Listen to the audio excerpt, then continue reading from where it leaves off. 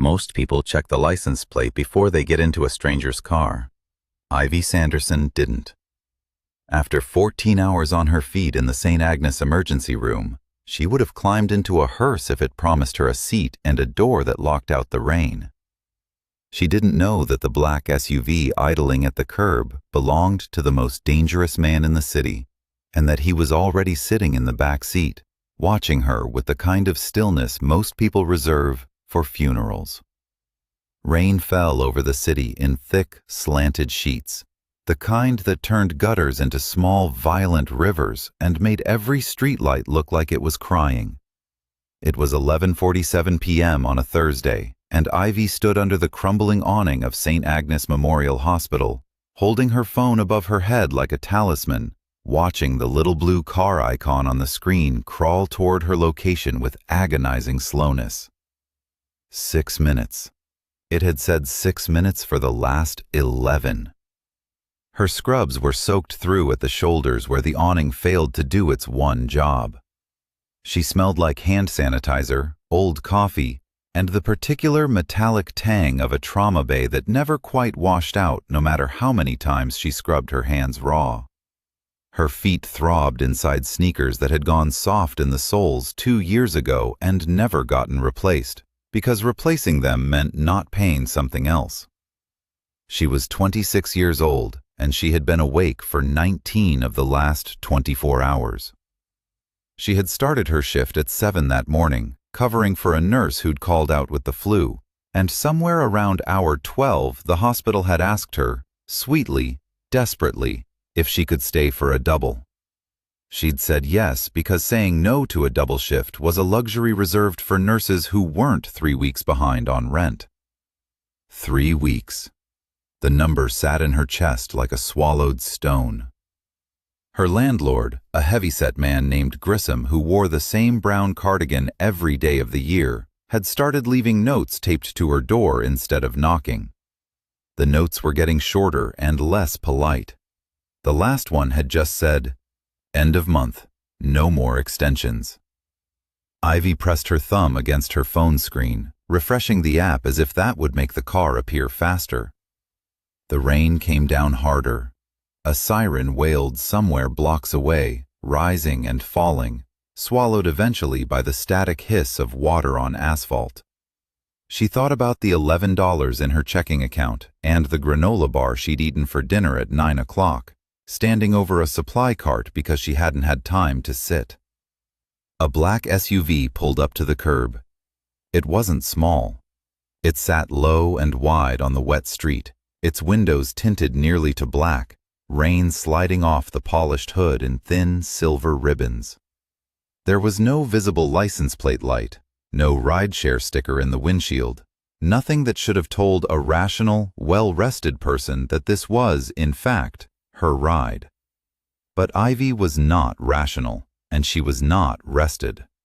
She was running on fumes and the stubborn animal instinct that said, "Shelter, now." She glanced at her phone. The little blue car icon on the map was 2 blocks away, still crawling. Close enough, she told herself. Close enough, in the dark, in the rain, with her eyes burning and her whole body one long ache from collarbone to heel. She didn't check the plate. She didn't check the driver's face through the tinted glass. She just walked to the back door, pulled it open against the wind, and folded herself into the leather seat with a groan of pure relief. "Sorry," she mumbled, not looking up, already reaching for her seatbelt with fingers gone clumsy from the cold. "I know I'm probably early. The app said 6 minutes, but honestly at this point I'd have walked into traffic for a dry seat."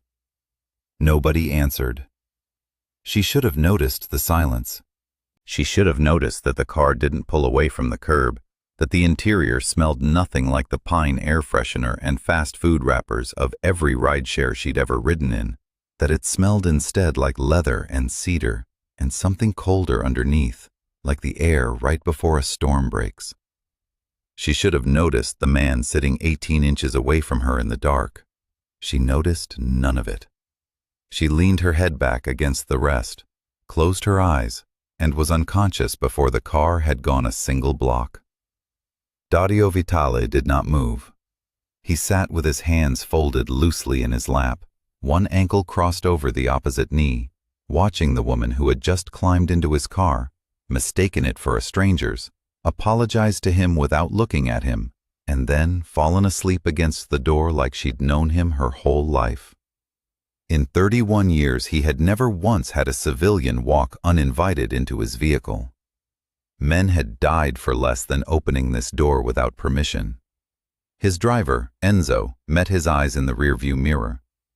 Enzo was built like a retaining wall and had worked for the Vitale family since Dario was still young enough to be carried on his father's shoulders through the docks. His eyebrows had climbed nearly to his hairline. "Boss," Enzo said carefully, "you want me to drive," Dario said. "Drive where?" "I don't know yet." Dario's voice was low, even, the voice of a man who had spent a career making sure nothing in his tone ever gave away more than he intended. He studied the woman beside him in the passing streetlight. Her scrubs were a faded surgical blue, stitched at the hospital badge clipped to her chest pocket. "1 Sanderson, RN, Emergency Department." Her hair had come half out of its tie, dark strands plastered to her temple by rain. There was a bruise-colored exhaustion under both her eyes, deep enough that it looked less like tiredness and more like something chronic, something that had been accumulating for months. She didn't stir. Her breathing had already gone slow and even, the total unconsciousness of someone whose body had simply run out of the will to stay awake, rideshare or hearse, or the back seat of a stranger's car notwithstanding. Dario had a meeting in 40 minutes with a man who owed him $200,000 and had been avoiding his calls for a week. He had 3 phones buzzing in his coat pocket. He had, by any sane accounting, absolutely no reason to be sitting in the dark studying the sleeping face of a hospital nurse who had wandered into his vehicle by mistake. And yet, "Take us around the block," he said quietly. Slow. Enzo didn't ask why. 20 years of employment had taught him which questions got answered and which ones simply hung in the air until they died of their own weight. He eased the SUV back into traffic, taking the long loop past the hospital, past the shuttered pharmacy on the corner, past a laundromat glowing fluorescent blue through its fogged windows. The city slid by outside the rain-streaked glass. Ivy Sanderson slept through all of it, her head tipping slowly, inevitably, until it came to rest against Dario Vitale's shoulder. He went very still. He could have shifted away. He could have woken her with a single word and had Enzo deposit her back under the hospital awning with the whole encounter erased, a footnote, a thing that never happened. Instead, he sat motionless, watching the rain, feeling the small, unfamiliar weight of a stranger's trust settle against him, and found that he did not particularly want to move it. "Boss," Enzo said again, quieter this time. "The Castellano meeting." "Push it an hour." In the mirror, Enzo's face did something complicated. He said nothing else. He drove. Ivy woke up 40 minutes later with a jolt, the particular full-body panic of someone realizing they have no idea where they are. Her eyes snapped open. The car was still moving, tires hissing over wet asphalt, rain drumming a soft, irregular rhythm on the roof. For one disoriented second, she thought she was still at the hospital, slumped in a break room chair. And then her vision cleared enough to register leather upholstery, tinted glass, the broad shoulder her cheek had apparently claimed as a pillow. She sat up so fast her neck cracked. "Oh my God!" She scrambled back against the door, putting as much distance as the cramped space allowed, her heart slamming so hard she could feel it in her throat. "Oh my God, I am so sorry. I fell asleep. I didn't... This isn't my Uber, is it? This is not my Uber." "No," said the man beside her. "It isn't." His voice did something to the small hairs on her arms. It wasn't loud. It wasn't threatening, not exactly. It was simply certain. The voice of a man who had never once in his adult life needed to raise it to be obeyed. Ivy's eyes adjusted to the dim cabin light and took him in properly for the first time. The dark, tailored coat, the sharp, clean line of his jaw, the eyes that were watching her with an unreadable, patient intensity that made her stomach drop through the floor of the car. "I need to get out," she said, her voice climbing half an octave. "Right now. Please, I have money. Actually, I don't have money, but I can Venmo you for gas or whatever. I just need to—" "You're not being robbed, Miss Sanderson." He said her name like he'd read it off her badge, which, she realized with a fresh wave of horror, he probably had. "You climbed into my car. You apologized to me for being early. Then you fell asleep on my shoulder for the better part of 40 minutes. Ivy stared at him. Her brain, running on 3 hours of interrupted sleep and a granola bar, took a long moment to process the sentence. "I did what?" "You heard me." "Oh my God." She pressed both hands over her face. Through her fingers, muffled, she said, "I am going to throw myself out of a moving vehicle." "I'd rather you didn't. The insurance paperwork is tedious." Was he joking? Ivy lowered her hands and looked at him again, more carefully this time, the way you'd study a wild animal that hadn't yet decided whether to attack. He wasn't smiling. There was no warmth in his expression that she could identify, and yet something in the set of his mouth suggested he found the whole situation, against his better judgment, faintly amusing. "Where are we?" she said. "Where is this? Where are you taking me?" "Nowhere yet. I told my driver to circle the block while I decided what to do with an unconscious stranger who'd taken up residence in my back seat." He tilted his head slightly, studying her the way she imagined a jeweler might study a stone he wasn't sure was real or paste. "I still haven't decided." "You could try dropping me off," Ivy said. "That's usually how this works. Someone gets in the wrong car, they say sorry, everybody goes back to their lives." "Is that how it usually works for you? Wandering into strange men's vehicles?" "No," she said, mortified all over again. "That's never happened before, I swear to God. I've been awake for 19 hours. I work at St. Agnes. I ordered a car and I saw a black SUV and my brain filled in the rest. I wasn't thinking. I'm not usually. I don't just—" She stopped, took a breath, tried to gather what remained of her dignity. "Can you please just tell your driver to pull over? I'll walk from wherever we are. I don't care how far it is." "It's raining." "I noticed." "You've been on your feet for 19 hours and you want to walk home in a storm rather than sit for 10 more minutes in a warm car?"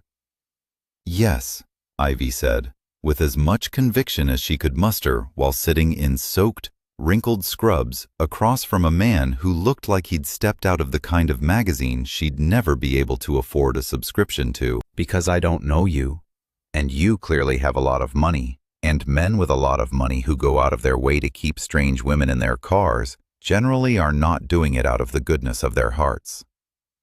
For a moment he didn't answer. The rain ticked against the roof. Somewhere up front, Enzo's eyes flicked to the mirror and away again, carefully neutral. "Fair," Dario said finally. "My name is Dario Vitale. Give me your address, Miss Sanderson, and I will personally see that you get home dry, and that this entire absurd evening is never mentioned again. You have my word." Ivy hesitated.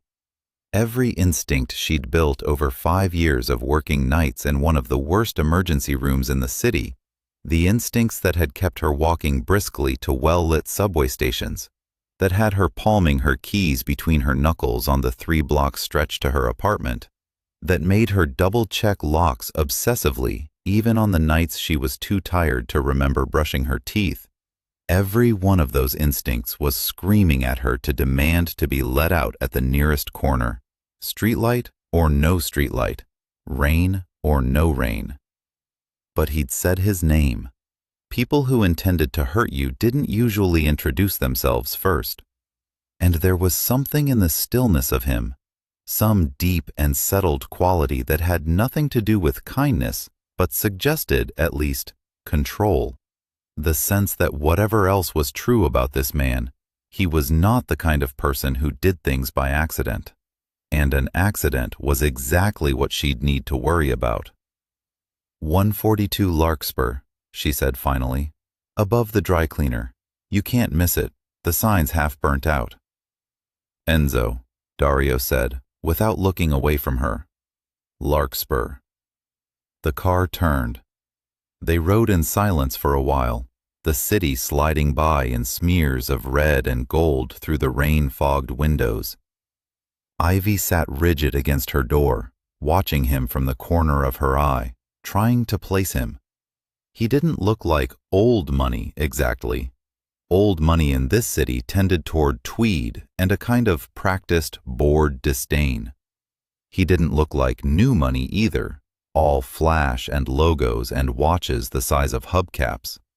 He looked like something else entirely, something that made the hair on the back of her neck stand up every time she glanced at him and found him already watching her. You're staring, he said, without turning his head. You're staring first. I'm allowed. You're in my car. I didn't ask to be. No, he agreed. You didn't. A beat. What happened to you tonight, Miss Sanderson? Before the wrong car. She almost laughed. It came out instead as a short, exhausted exhale through her nose. A 19-year-old came in at 10 with a stab wound from a fight outside a bar. I held pressure on his femoral artery for 6 minutes while we waited for the OR to clear. Before that, a woman delivered early in the parking lot because triage was backed up 4 hours. Before that, my charge nurse asked me to cover a double because Renata called out sick, and I said yes, because I always say yes, because if I say no even once, I start to feel like I'm one bad shift away from getting cut down to part-time, and I cannot afford to be part-time. The words came out of her in a flat, exhausted rush, more than she'd meant to say to anyone, let alone a stranger in the back of an unmarked SUV. She stopped herself, embarrassed. Sorry, you didn't ask for my whole night. I did, actually. Well, now you have it. She looked out the window. The dry cleaner sign flickered into view up ahead, half its letters dark, the way it had been for the last year and a half. This is me. The car pulled to the curb. Ivy had her hand on the door handle before it had fully stopped moving. Thank you for the ride, she said, not looking at him, already halfway into the rain. Sorry again. This never happened. Miss Sanderson. She paused, 1 foot on the wet pavement, rain immediately soaking through her sneaker. The lock on your front door is broken, Dario said. He nodded, once, toward the building behind her, the buzzer panel hanging loose from its housing, the deadbolt visibly cracked where someone had forced it at some point and no one had bothered to fix it since. You should mention that to your landlord. I have, Ivy said. 4 times. Good night, Mr. Vitali. She shut the door and did not look back as she ran for the entrance, keys already out, rain soaking through her scrubs in the 30 seconds it took to cross the sidewalk. She did not see the way Dario watched her all the way up the steps, all the way through the broken door, did not see him sit in the idling car for a full 3 minutes afterward, staring at the dark, water-streaked window of apartment 4B like it might tell him something. Boss? Enzo said carefully. Castellano's waiting. I know. You want me to send someone by. Fix the lock. Dario was quiet for a long moment. Then, "No," he said. "Not yet." He settled back against the seat, his expression sliding closed again, the strange half-hour already folding itself into whatever compartment of himself he kept for things he had decided not to examine too closely. Drive. The SUV pulled away from the curb, taillights smearing red through the rain, and Ivy Sanderson climbed 3 flights of stairs to an apartment with a broken lock, entirely unaware that she had just spent 40 minutes asleep on the shoulder of a man half the city was afraid to look in the eye. Ivy told herself it was a story she'd never repeat to anyone, a strange rain-soaked footnote she'd laugh about someday when she had the luxury of looking back on things instead of just surviving them. She did not tell Renata, her closest friend on the unit, though Renata would have loved it, would have demanded every detail twice over between patients. She did not tell her mother, 3 states away and already burdened with worries of her own. She folded the memory up small and put it away, the way she put away most things that didn't have anywhere useful to go. For 3 days, it worked. She picked up an extra shift on Friday because the overtime differential meant the difference between paying June's rent in full and paying it 2 weeks late with a fee attached. She slept 4 hours between Saturday's double and Sundays, standing in her kitchenette eating cereal out of the box because she hadn't had time to buy milk. She avoided Grissom in the stairwell by timing her comings and goings around when she knew he took his smoke breaks on the stoop. The city went on being exactly as loud and indifferent as it always was, and Ivy went on being exactly as tired as she always was. And the black SUV became, in her mind, a strange dream she'd had during a long shift, nothing more. Then, on Monday morning, she came home to find the note on her door had changed. It was no longer handwritten.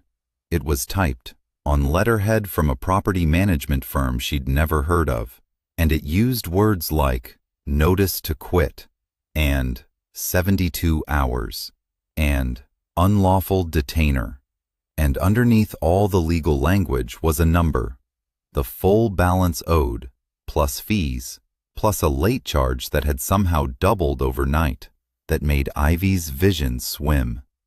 She called Grissom. He didn't pick up.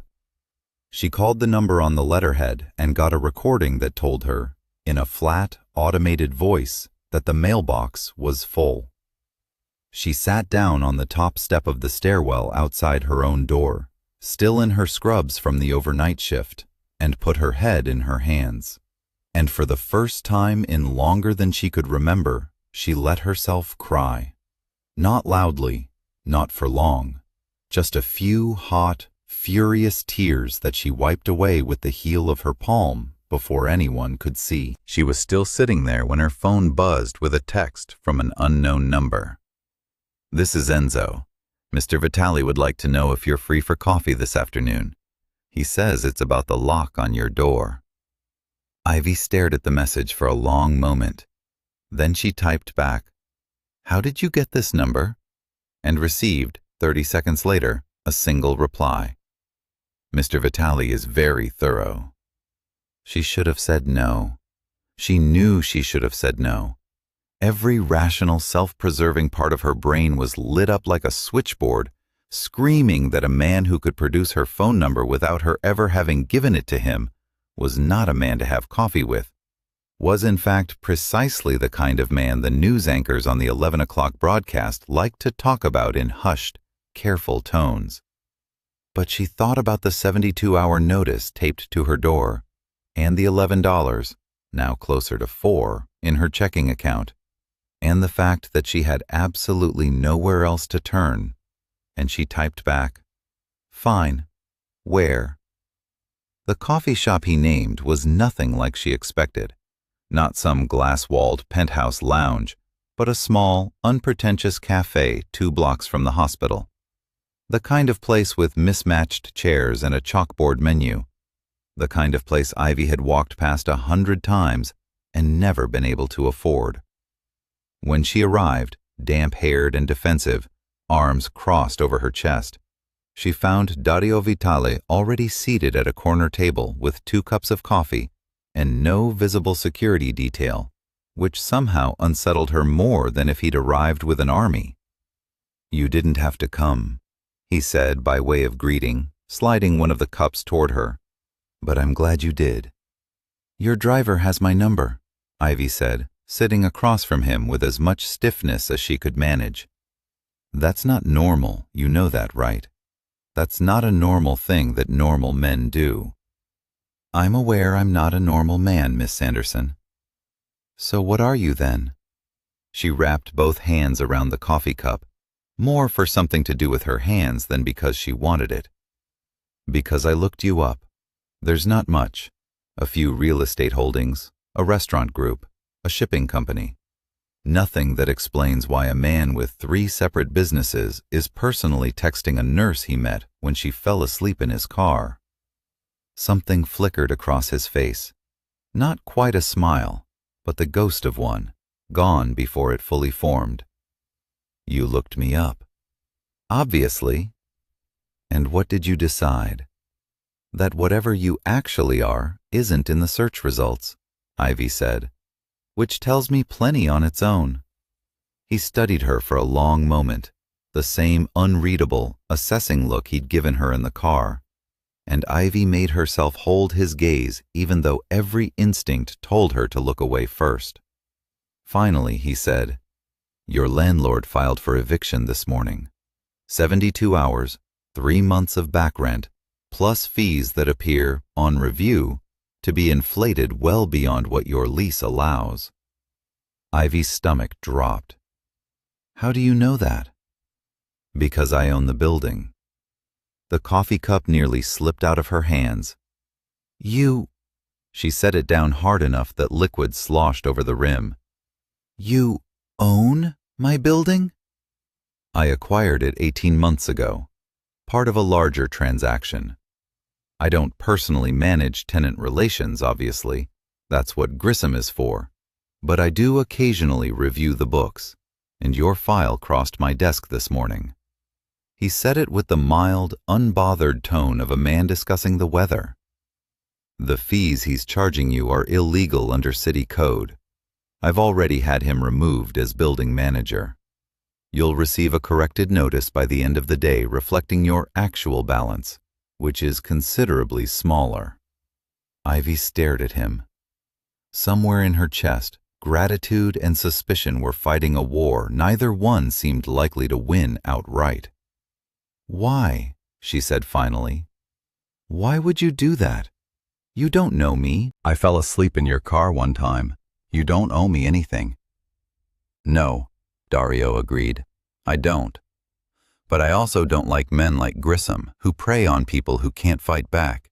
And it happens that I have both the means and, apparently, the inclination to do something about it in your particular case."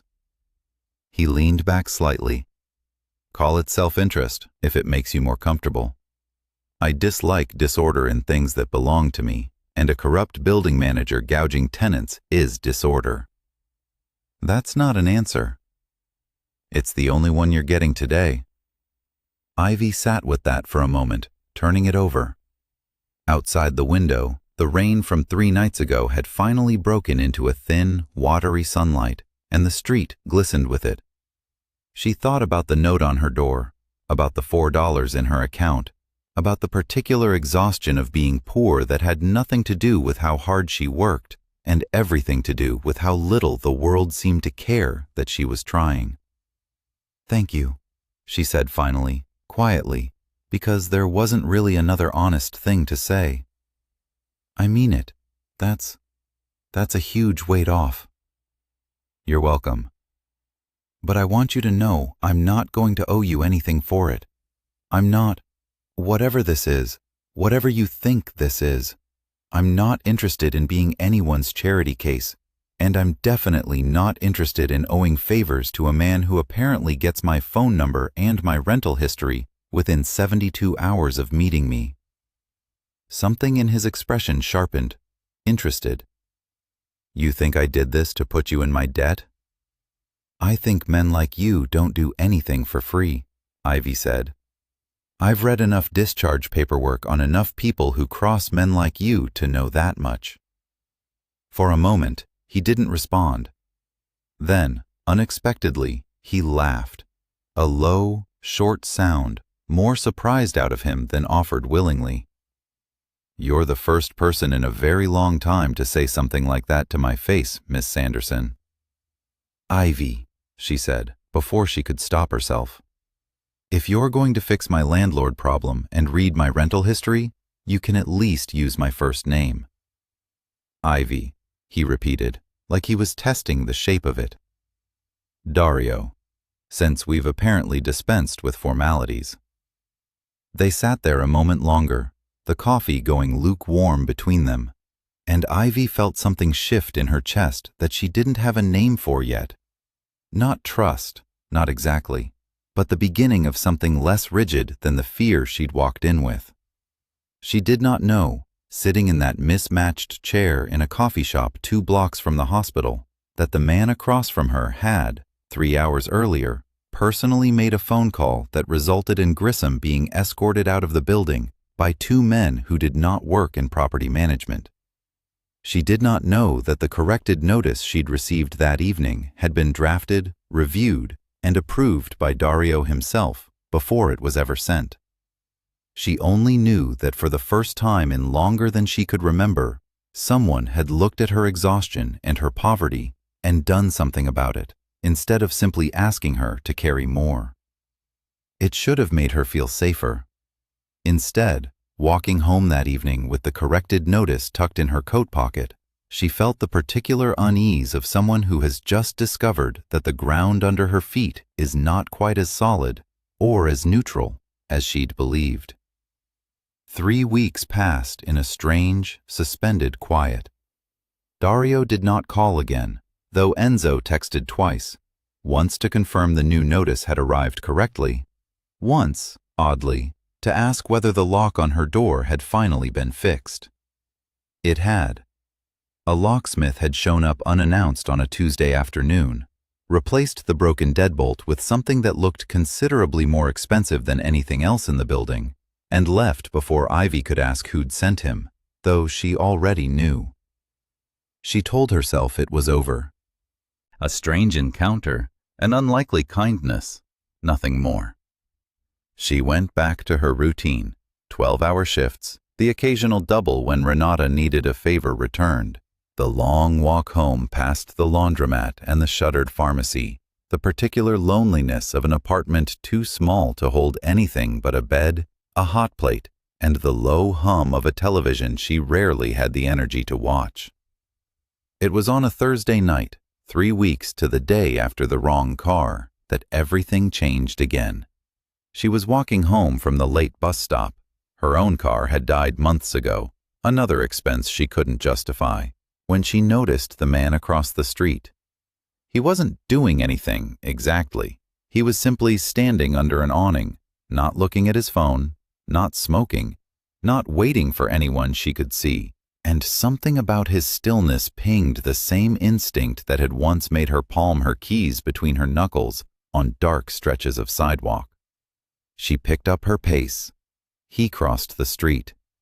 By the time she reached the corner of Larkspur, her heart was hammering so hard she could feel it in her ears, and the footsteps behind her had gone from a vague unease to an unmistakable, matching rhythm, someone keeping pace, close enough now that she could hear the wet slap of his shoes on the pavement. "Hey," a voice called, low and rough. "Hey, hold up a second." Ivy did not hold up. She broke into a run. The man behind her broke into one too. She heard him gaining, heard the particular desperate speed of someone who had a purpose and was not going to be dissuaded by a head start, and she cut hard around the corner toward her building, fumbling her new keys out of her pocket with hands that had gone numb with adrenaline. She didn't make it to the door. A hand closed around her upper arm, hard enough to bruise, spinning her around so fast the world tilted. "You're the nurse," the man said, close enough now that she could smell the sour reek of cheap liquor on his breath, could see the crude tattoo climbing his neck from beneath his collar. "Vitali's little pet, you're gonna do something for me." "Let go of me," Ivy said, her voice shaking despite her best effort to sound steady. "I don't know what you're talking about. Let go." "Tell your boyfriend Marchetti says the docks are still his," the man snarled, twisting her arm hard enough that she cried out. "Tell him next time it won't be a message, it'll be a body, and it'll be yours." He shoved her, hard, and Ivy's shoulder hit the brick wall of her building with a jolt that knocked the air from her lungs. By the time she'd caught her breath enough to look up, he was gone, swallowed by the dark end of the block, his footsteps fading into the general wet hum of the city. She stood there shaking for a long moment, one hand pressed to her throbbing shoulder, before she made herself move, up the stairs, into her apartment, deadbolt thrown, back pressed against the door while her whole body trembled with the particular delayed terror that comes after a threat has already passed. Her phone was still clutched in her other hand. She looked down at it, at the little contact Enzo had saved into her phone 3 weeks ago, under the single word, driver, and for a long moment she simply stared at it, torn between two equally unbearable options: call, and become the thing she'd sworn she wouldn't become, a woman entangled in a mafia boss's business, or don't call, and wait alone in a dark apartment with a bruised arm, and no idea whether the man who'd grabbed her would come back. She called. Enzo picked up on the first ring. "Miss Sanderson?" "Someone grabbed me," Ivy said, and her voice cracked on the second word, all the careful composure she'd built over the last 3 weeks collapsing at once. "Outside my building," he said. He said something about docks and Marchetti, and he said next time it would be my body. "Don't move," Enzo said, his voice suddenly sharp with an urgency she hadn't heard from him before. "Lock your door. We're 5 minutes out." They were 4. The black SUV pulled up outside her building with its headlights cutting through the rain-slicked dark, and Ivy watched from her window as Dario Vitali got out of the back seat before the car had fully stopped, moving with a controlled, terrible speed she hadn't seen in him before. Not the unhurried stillness of the man in the coffee shop, but something colder, faster.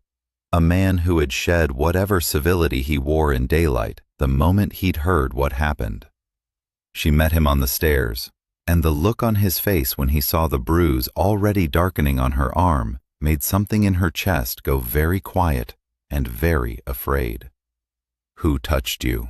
he said. Not, "Are you okay?" Not, "What happened?" Just that, flat and absolute.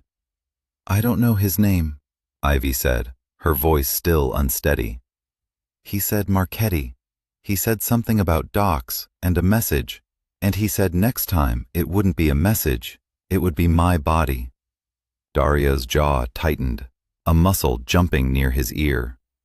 He reached out, gently, and turned her arm to examine the bruise, his touch entirely at odds with the barely contained violence radiating off him in waves. "This is my fault," he said, quietly, almost to himself. "I should have known Marchetti would find a way to reach me through something soft." "I'm not soft," Ivy said, some flare of stubborn pride cutting through her fear. I don't need you to feel guilty about this. I need you to tell me what's going on. Because apparently I'm involved in something I don't understand, and a stranger just told me he's going to kill me over docks." "You're involved," Dario said, "because 3 weeks ago you fixed a leak in my building's finances. And word travels, Ivy. Word travels in my world faster than anywhere else on Earth. Marchetti has been trying to move product through my dock leases for 2 years. I've refused him every time. He knows I have no wife, no children, nothing soft he can use against me. Until 3 weeks ago, when I started sending a car for a nurse 3 nights a week and having her landlord replaced. His eyes were dark, furious, but not at her. He's telling me, through you, that he's found my weakness. That was never supposed to happen. I was careful. Apparently not careful enough, Ivy said, and immediately regretted the bite in her voice when she saw something flicker across his face. Not anger, but something closer to shame. No, he agreed quietly. Apparently not. He didn't ask her permission before he told Enzo to bring the car around. He didn't frame it as a request when he said she couldn't stay in the apartment tonight, that her address was compromised the moment Marchetti's man had learned it, that whoever had grabbed her outside her own building had known exactly where to wait for her. Ivy, exhausted and shaking and still tasting the metallic tang of fear at the back of her throat, found she didn't have the strength left to argue. She packed a bag in 11 minutes. Scrubs, a change of clothes, her toothbrush, the framed photo of her mother that was the only thing in the apartment she couldn't bear to leave behind, and followed Dario Vitali down the stairs and into the waiting car, stepping, without fully understanding it yet, out of the small, careful life she'd built and into the center of a war she'd never asked to be part of.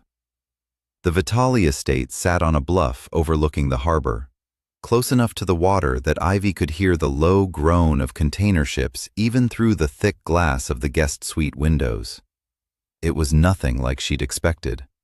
There were no marble lions, no gilded columns, no gold-plated anything. The house was all dark stone and clean lines, floor-to-ceiling windows looking out over black water, a kind of restrained, deliberate wealth that felt colder than anything gaudy could have.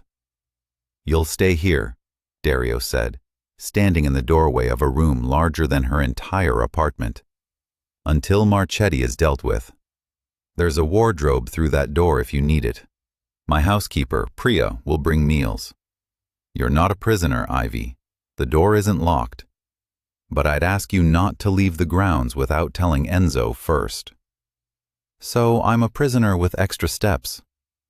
"You're a guest with a security detail," he corrected, though the ghost of amusement was back at the corner of his mouth. "Get some sleep. It's been a long night." She didn't sleep, not really, not that first night, lying rigid in a bed twice the size of her own, with the sound of unfamiliar men's voices murmuring somewhere down the hall, the low electric hum of a security system she didn't understand humming beneath the floorboards. But over the days that followed, something in the strange, suspended rhythm of the estate began, despite everything, to settle into her bones. She met Priya on the second morning, a soft-spoken woman in her 50s who ran the household with brisk, unshowy competence, and who took one look at Ivy's hollow eyes and immediately put a plate of eggs and toast in front of her without being asked. She met Enzo properly, learned that he had a daughter at university studying to be a veterinarian, and that he kept a photograph of her tucked behind his sun visor. She learned, slowly, that the house that had seemed so cold on her first night was in fact carefully, deliberately run by people who had built a strange kind of family out of loyalty and proximity, even if the business that bound them together was one she still didn't fully understand and wasn't sure she wanted to. Dario himself remained a puzzle she turned over at odd hours. He left before dawn most mornings and returned late, often past midnight, his tie loosened, his expression carrying the particular weariness of a man who spent his days managing violence so that other people didn't have to think about it. He was unfailingly, almost formally polite to her, never crossed a line, never touched her without invitation, never once made her feel like the debt she so clearly represented to him. And yet she caught him watching her sometimes across the long dining table, a look on his face she couldn't name, something that made her pulse do an uncomfortable, unwelcome thing in her chest. On the fifth night, everything came apart. Ivy was in the kitchen at nearly 1 a.m, unable to sleep, making herself a cup of tea she didn't really want, just to have something to do with her hands, when the low hum of the security system changed pitch, a shift so subtle she might not have noticed if 5 years in an emergency room hadn't trained her to catch the difference between ordinary and wrong. A half-second later, the house's exterior lights snapped from their usual soft amber to a hard, strobing red, and somewhere below, she heard the unmistakable crack of gunfire. She didn't freeze. Later, she would try to explain to herself why, how 5 years of trauma bays and codes called overhead and blood under her hands had apparently rewired something fundamental in her nervous system, so that when the world went loud and violent, her body simply narrowed its focus and got to work instead of shutting down. In the moment, she didn't think about it at all. She just grabbed the kitchen towel off the counter and ran toward the sound instead of away from it, because that was what her body had been trained, over and over, in the worst hours of the worst nights, to do. The front hall was chaos. 2 of Dario's men were dragging a third through the shattered front door, blood sheeting down his side in a way that made Ivy's stomach clench with a horrible, professional recognition. Arterial, she thought immediately, moving before she'd finished the thought. That's arterial. He doesn't have long. Behind them, framed in the doorway with the rain hammering down and the security lights flashing red across his face, was Dario, one hand pressed hard against his own ribs, blood seeping black through his fingers in the dim light. "Get him to the medical room," one of the men was shouting. But the medical room, Ivy would learn later, was 3 floors up, and this man, young, barely out of his 20s, his face already going the gray-white color of catastrophic blood loss, did not have 3 floors worth of time. "Down here, now," Ivy said, and something in her voice, flat, certain, entirely unlike the frightened woman who'd arrived at this house 5 nights ago, cut through the panic enough that the men actually listened. "On the floor, get him flat. I need pressure and I need it now." She dropped to her knees beside him, ripping the ruined shirt away from the wound with hands that had gone perfectly, professionally steady, even as her heart hammered against her ribs. It was a gunshot to the upper thigh, close to the groin, and the blood pulsing out of it in dark, rhythmic surges told her everything she needed to know about which vessel had been hit and how little time they had before it didn't matter anymore whose vessel it was. "Towel," she snapped, and someone put one in her hand. She balled it and drove it directly into the wound with the full weight of her body behind it, ignoring the young man's scream, ignoring the blood already soaking hot through the fabric and over her fingers. "I need something I can use as a tourniquet, belt, tie, anything, now." Dario was there before anyone else could move, dropping to one knee across from her, despite the wound in his own side, pulling the belt from his own waist and pressing it into her free hand without a word. Ivy looped it high on the young man's thigh, above the wound, and cinched it with a strength she hadn't known she still had left in her, twisting it tight with a nearby pen until the pulsing slowed to a sluggish ooze. "Stay with me," she said to the young man, whose eyes had begun to roll back, unfocused. "Hey, look at me. What's your name?" "Teo," he gasped. "Teo, you're going to be fine, but I need you to keep your eyes open and keep talking to me, okay? Tell me something. Tell me anything." While she talked him through it, asking him about his family, about the last movie he'd seen, anything to keep his brain tethered to consciousness, she was working, packing the wound with a second towel someone had produced, checking his pulse at the throat, monitoring the color of his lips and nail beds with the same clinical, unhurried focus she'd bring to any trauma bay in the city, except that here, there was no OR to clear for, no attending physician to hand him off to, nothing but her own 2 hands and whatever training she'd accumulated over 5 years of nights nobody else wanted to work. "Someone needs to call a doctor," she said without looking up. "A real one, now, not whoever you people usually use for this. Someone with a surgical suite who can get a vascular clamp on this in the next 20 minutes, or he loses the leg, if he doesn't lose his life first."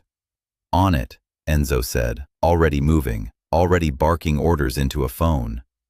It was another 40 minutes before the situation stabilized enough for Ivy to sit back on her heels, her hands and forearms slick red to the elbow, her own heartbeat finally slowing from the frantic gallop it had held since the front door shattered. Teo had been carried out to a car bound for a private surgical suite 2 neighborhoods over, still conscious, still talking, alive, because a stranger with a kitchen towel had known exactly where to put pressure and hadn't stopped to ask whether it was her job to do it.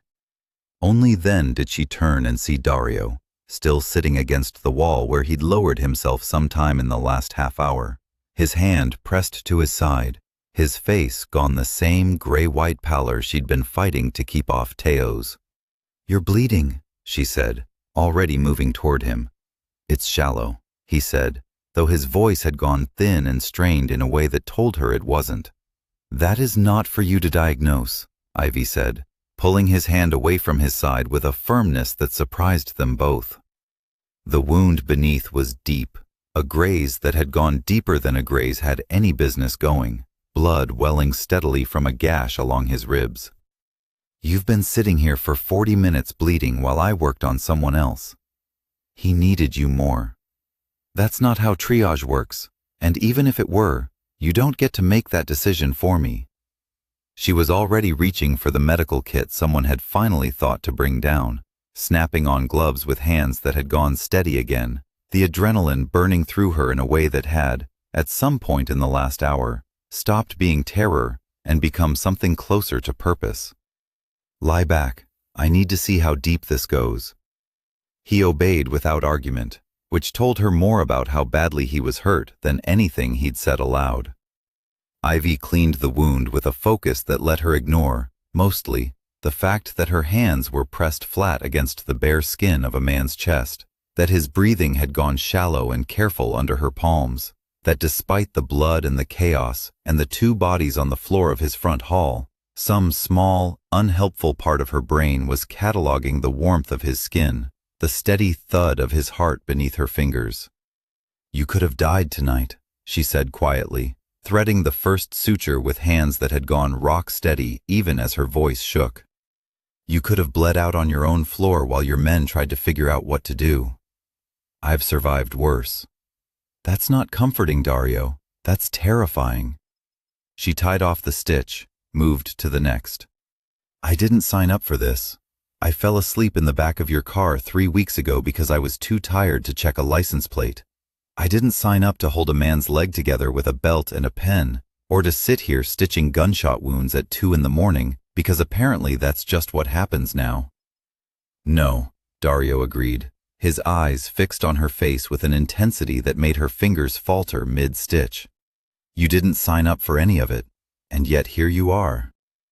"Here I am," she echoed, and something in the quiet way she said it made him reach up, despite the pain it clearly cost him, and catch her bloody wrist in his hand. "Ivy."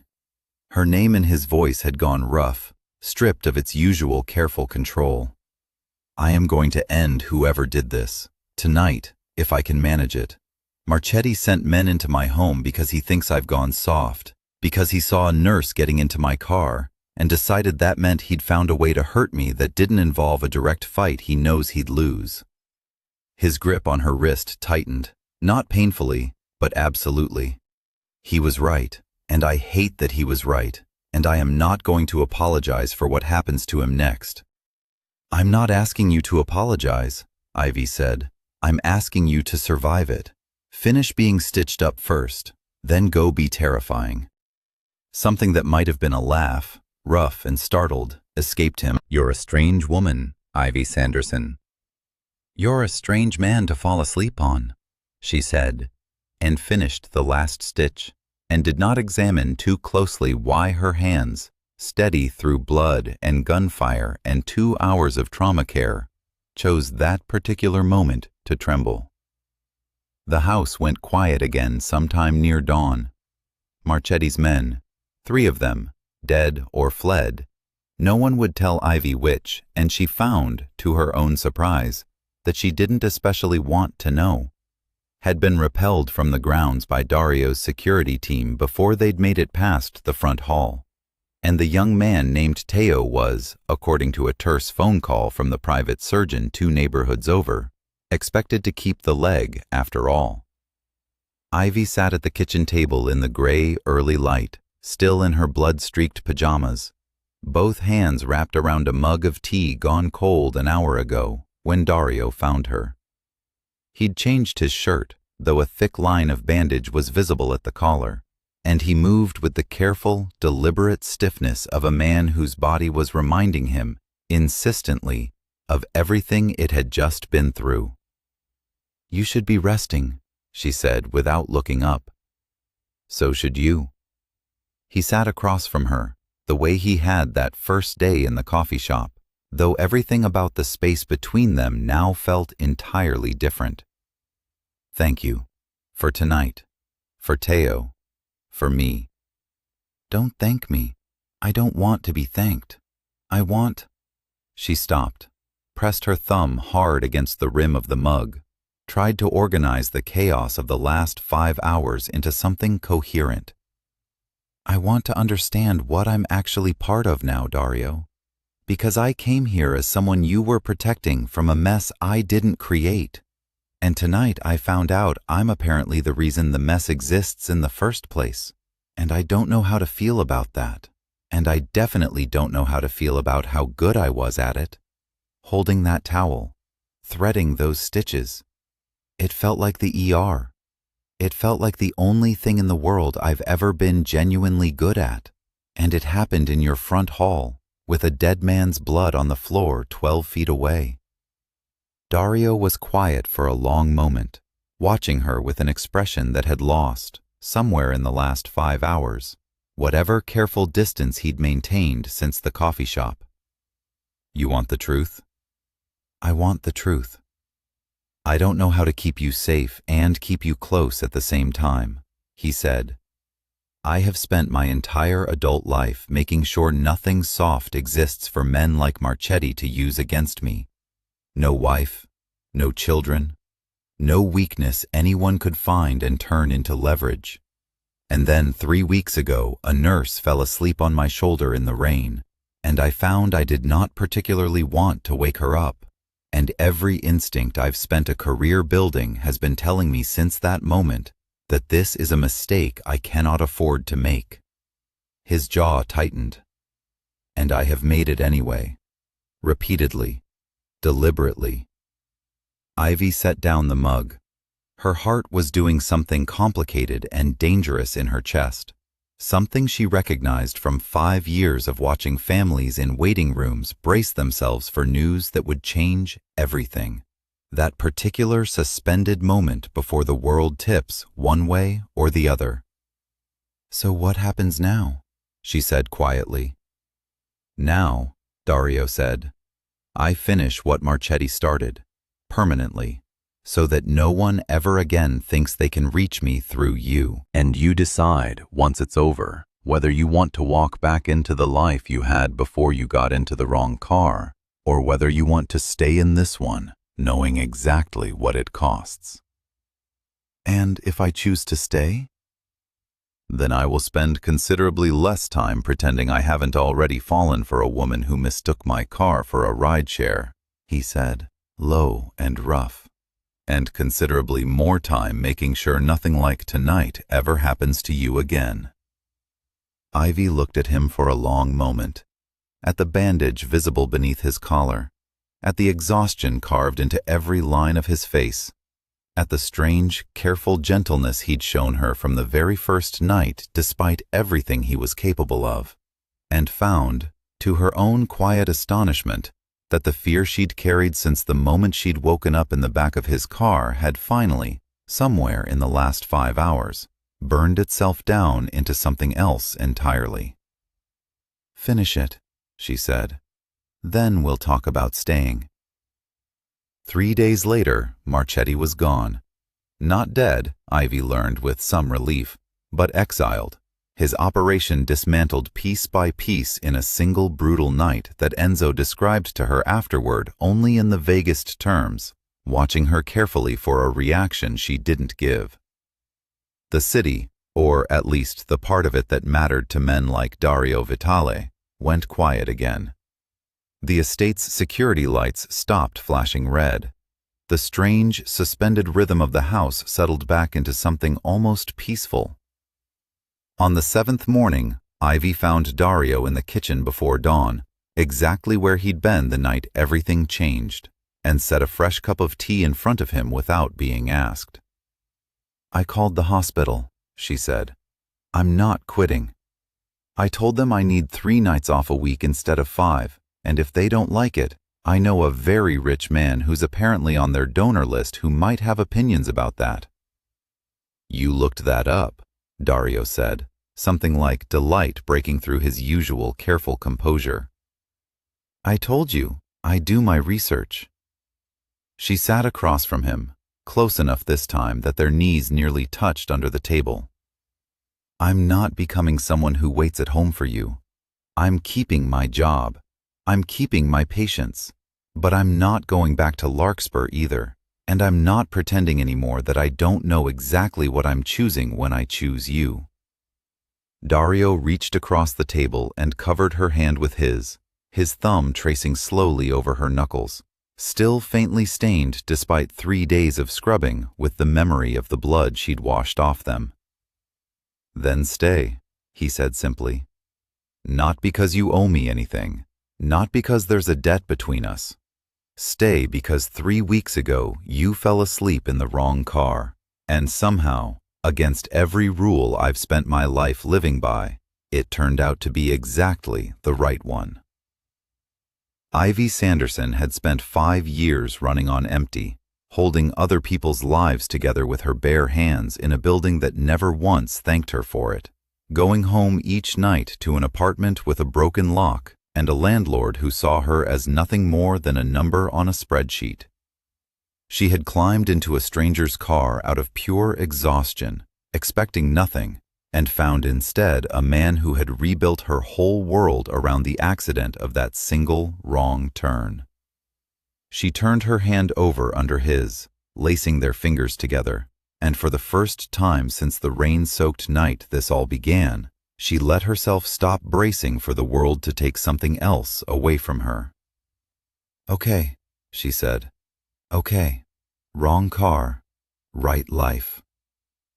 Dario Vitale, who had buried 3 men who'd tried to kill him and would have buried 100 more without losing a night's sleep over it, brought her hand to his lips and pressed a kiss against her knuckles, like it was the most fragile, most valuable thing he had ever held. Outside, the sun was finally breaking over the harbor, gold light spilling across black water, and somewhere, 3 floors up, a young man named Teo was waking up in a private recovery room with both legs intact and a debt to a nurse he would spend years trying to repay. The city went on being loud and indifferent and cruel to the people who couldn't afford otherwise, exactly as it always had. But in the quiet kitchen of a house on the bluff, for the first time in longer than either of them could remember, 2 people who had built their whole lives around not needing anyone allowed themselves, finally, to need each other. What a wild ride! From a rain-soaked wrong turn to the front hall of a mafia boss's own war, Ivy Sanderson proved that sometimes the worst mistake of your night is the one that finally saves your life. If you loved this slow burn, high-stakes dive into Ivy and Dario's story, make sure to smash that like button and share it with a friend who loves a good mafia romance. Hit subscribe and ring the bell so you never miss the next chapter. Drop a comment below. Would you have gotten in the car?